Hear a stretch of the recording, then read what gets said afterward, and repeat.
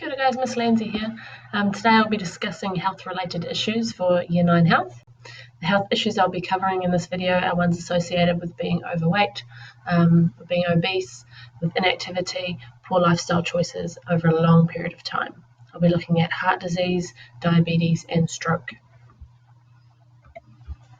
So diabetes, under this umbrella you may have heard two terms, type 1 and type 2 diabetes.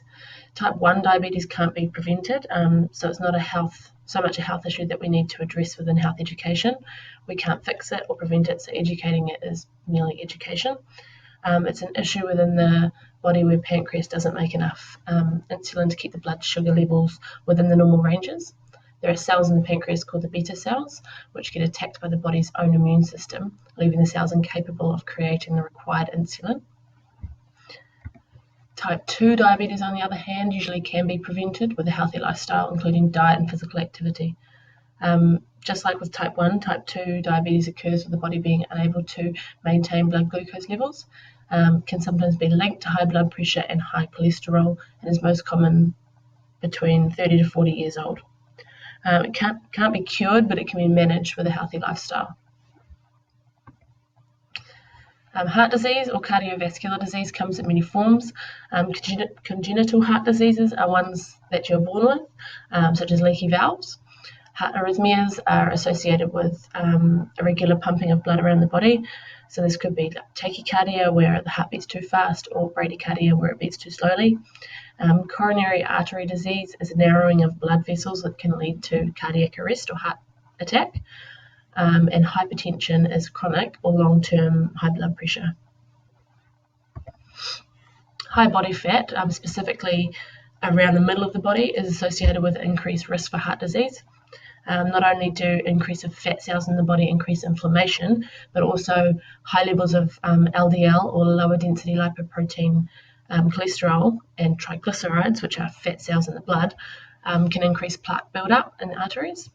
Over time, increased blood pressure can have similar effects, creating plaque buildup on artery walls, which makes it difficult for the heart to effectively pump blood around the body. Eating healthily and having an active life can help to manage body weight through its controlling of cholesterol, your body fat percentage, and helping to build the heart as a strong muscle. Stroke. So stroke falls under the umbrella of heart conditions because it is an interruption for some reason in the blood flow to regions of the brain. So this can leads to like a temporary lack of nutrients and oxygen making it to the brain, which can result in the death of the brain cells. So our brains are localized with their functions, which means that different body parts and different communication or thinking tasks are associated with different regions in the brain. So often in a stroke, a certain aspect of movement or language will be impaired because certain arteries responsible for supplying blood to those sections have been impaired, whether it's due to a blockage or a narrowing in the artery. That's called ischemic stroke. What does eating well and exercising do to you? Next slide.